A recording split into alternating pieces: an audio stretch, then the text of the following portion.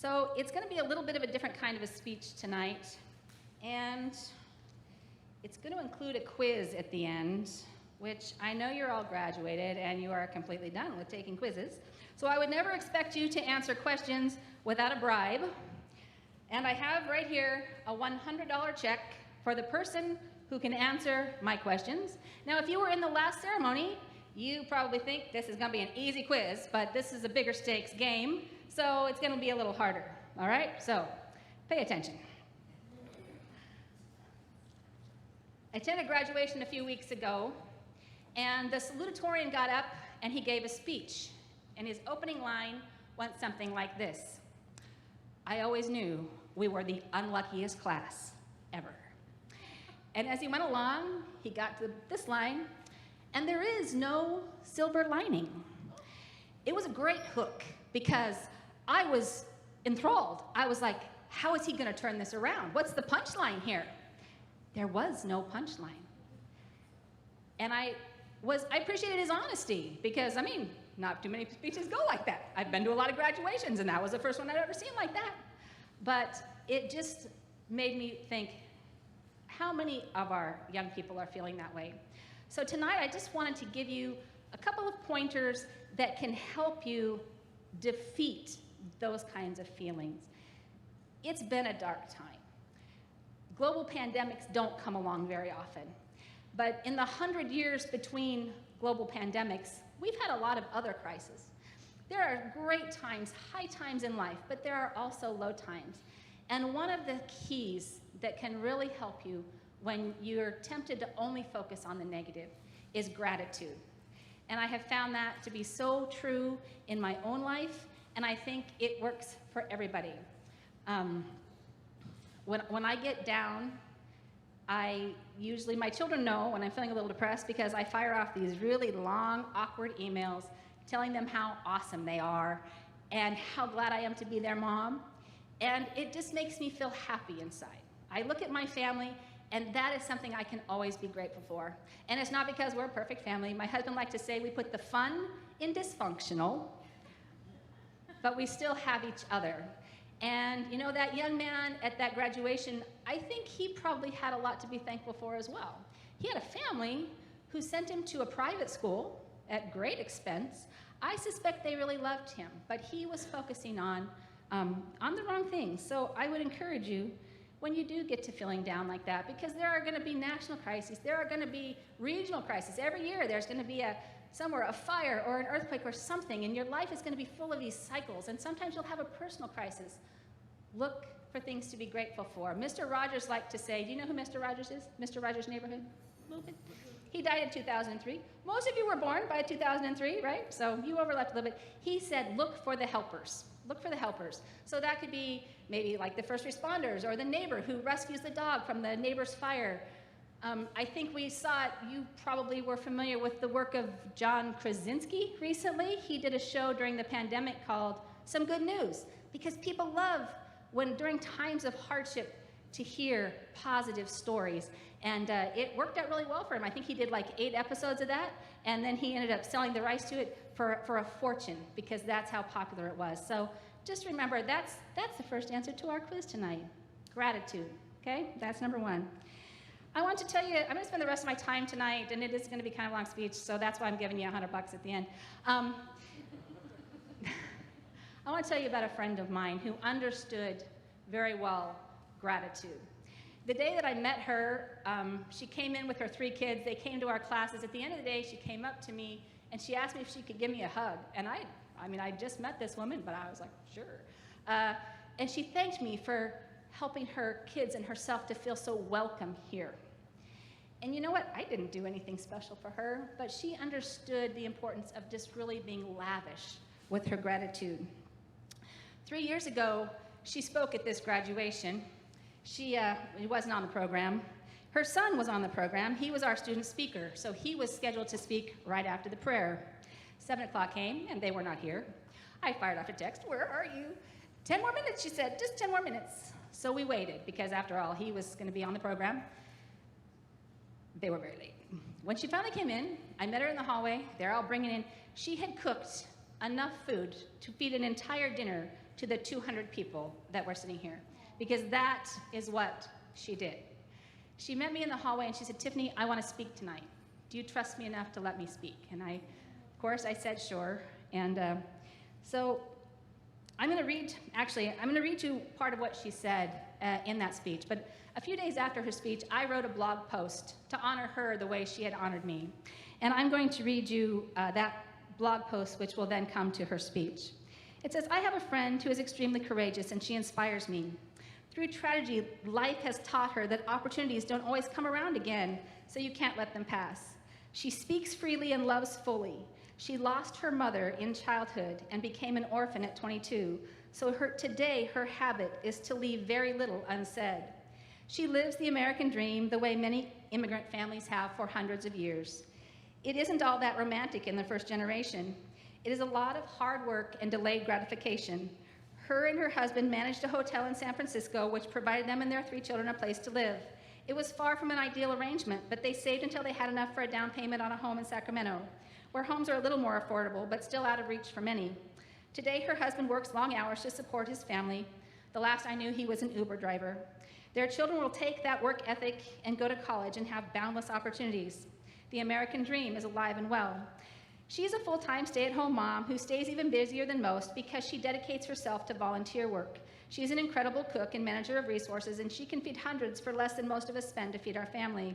She participates in various ministries to the homeless, and when she can't find an organization to join with in filling the needs, she just organizes her own outreach.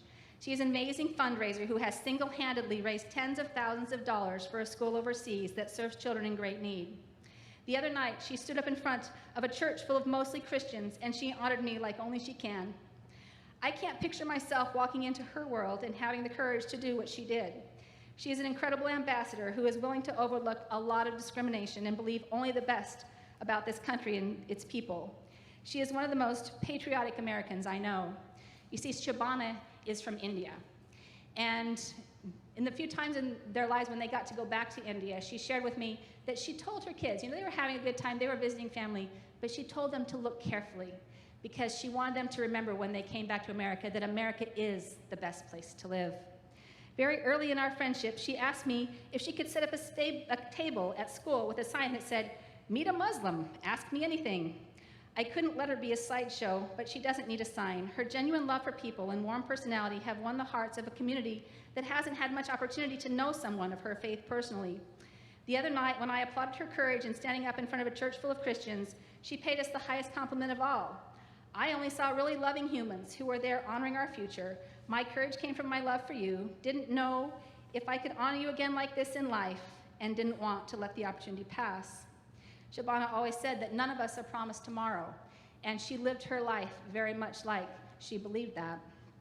As hard as it is for an awkward introvert to graciously receive the public honor of a public extrovert, I want to honor her by extending her work as an ambassador to an even broader community. So I'm reposting the words she spoke in our graduation, and this is part of what she said. Hello, my name is Shabana. Our family moved from San Francisco less than 2 years ago, and I walked into NHA like most do, lost and confused. There she was, calming me down and reassuring me that I won't ruin the lives of my 3 children. In this day and age, it is easier to misunderstand a Muslim than to embrace one. She not only embraced me, but she went beyond to gift her friendship. I once asked her if I could sit with a sign that read, meet a Muslim. She honored me by saying, you don't need a sign. People get to know you for who you are. And she wrote this poem. It says, Sisters. She has soft platinum hair. I cover mine. She grew up in a small town. I grew up in San Francisco. We are different, no doubt. Her eyes are deep green gems. Mine sparkle brown. Her skin like a porcelain doll. Mine is honey in the sun. Hey, Tiffany, we are different. Your family has been here since before the revolution. I an immigrant since the age of 6. With so many differences, why are we so alike? Our love for God, our concern to raise our children correct, your desire to serve a huge community, and my obsession to feed every person who does me good. You are a wonderful writer, I a loudmouth speaker. We let no difference of religion, race, or culture, my samosa or your hamburger, pull us away from true friendship. Hey, Tiffany, we are the unsung heroes of this journey, and I am so proud to have you in my life. I don't have a plaque or certificate or huge basket of gifts. All I have are my words and my food that I cooked for you all. And as I mentioned, she did cook food for everybody. Shabana and I have a great deal in common, though you wouldn't know to look at us.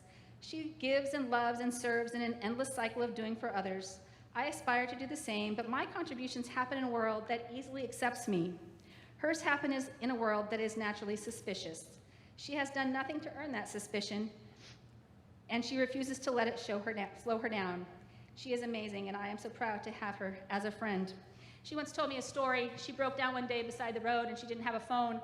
She had 3 kids with her, and she told her kids that she was just going to go out and flag a motorist. And her oldest son said, "Mom, no one's going to stop for us," because he understood that it was obvious to look at her that she was a Muslim, and he didn't think anybody would stop. But Shabana absolutely always believed the best in people, and she told him that they would, and she was right, and he was wrong. So remember that. Mother's always right. She was constantly helping those in need. She would go and volunteer at Loaves and Fishes. If she saw just a homeless person without shoes, she would run through a thrift store to fill that need. And one thing she did really amazingly well was raise money. She called herself #beggar4life. And she actually raised enough money to build a school in Sierra Leone, West Africa. And I'm going to come back to that in just a minute. But July 3rd of last year, I was sitting in a parking lot at a church not too far from here, waiting for my daughter to get out of youth group, and I got a text from Shabana, and she said, can you come to brunch on Thursday? And this was Wednesday night, and so I wasn't sure if she meant like tomorrow or if she meant like next Thursday. So we were texting back and forth, and I came to realize that she meant like tomorrow. So I said, it's the 4th of July. And she said, yeah, I know, I'm off work. She had taken a job as a courier, so she would go up into the mountains to a hospital early in the morning, bring the courier bags back down to a hospital here, and then she would be home in time to take her kids to school. And so on her day off, July 4th, I went to her house and we had brunch. And a story that I had told her before, but her life always just reminded me of the story. And so we talked about this story on that day. I'm going to read it to you, just because I don't want to go into too much detail and take you too long. But it says, as Shabana and I were having brunch that Thursday, I shared a Bible story with her that I know I'd shared before. I just couldn't escape how well she demonstrated the moral of that story, and I never hesitated to let her know it. In the New Testament, Jesus shares that the greatest commandment is to love God. He also said that the second greatest commandment is this: thou shalt love thy neighbor as thyself. And one day, when he was out, someone asked him, who is my neighbor?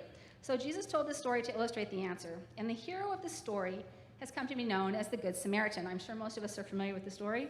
The Samaritan would have been ethnically different from the audience that Jesus addressed, and he also practiced a distinct religion with its own version of the scriptures. The neighbor that Jesus described was not like his audience, and in fact, they were very hostile to Samaritans. And his point was that the people we should love don't have to be like us. We don't have to look the same or have the same belief system. We are to love everyone. And that is Shabana's legacy.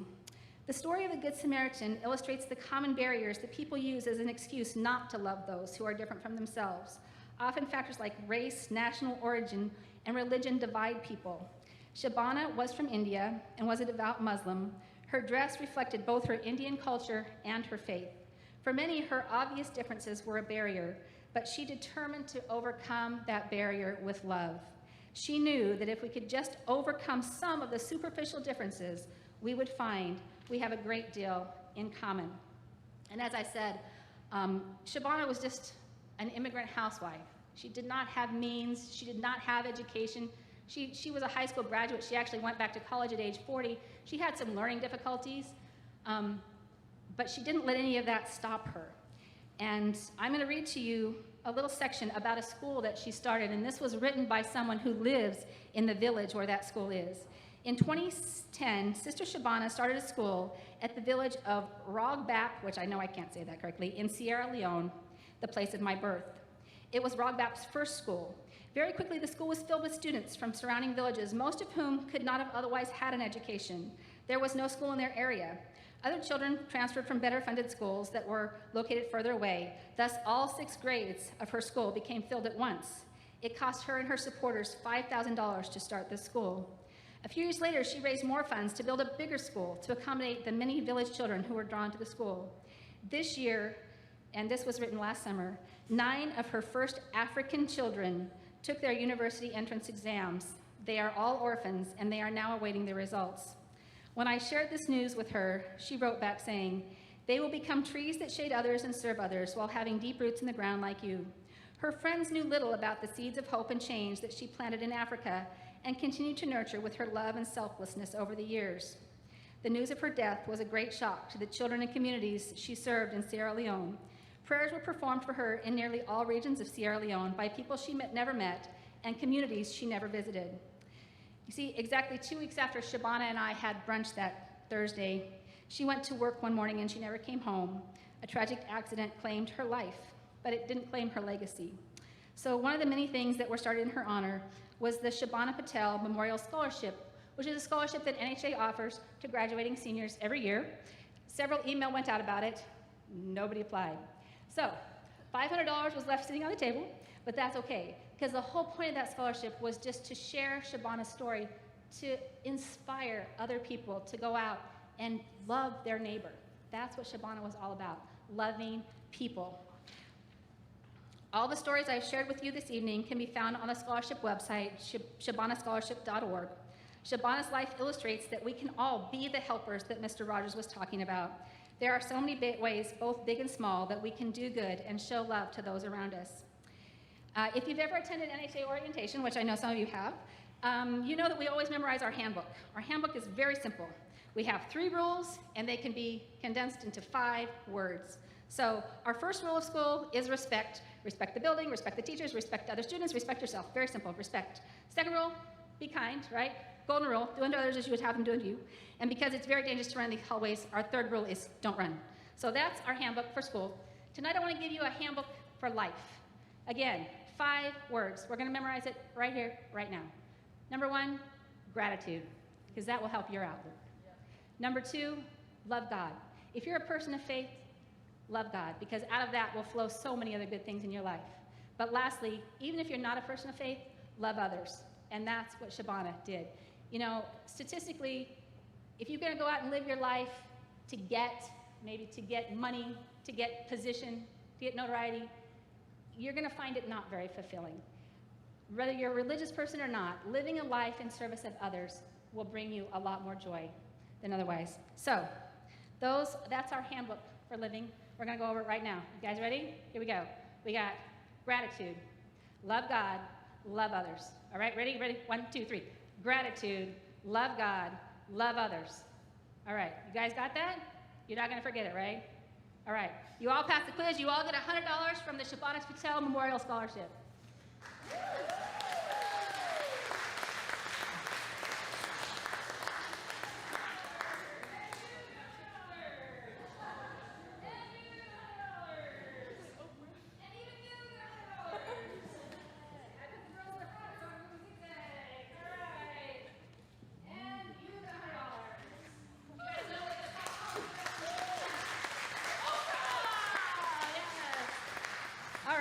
And no, I'm not a boomer, but I know that's what you were thinking. All right.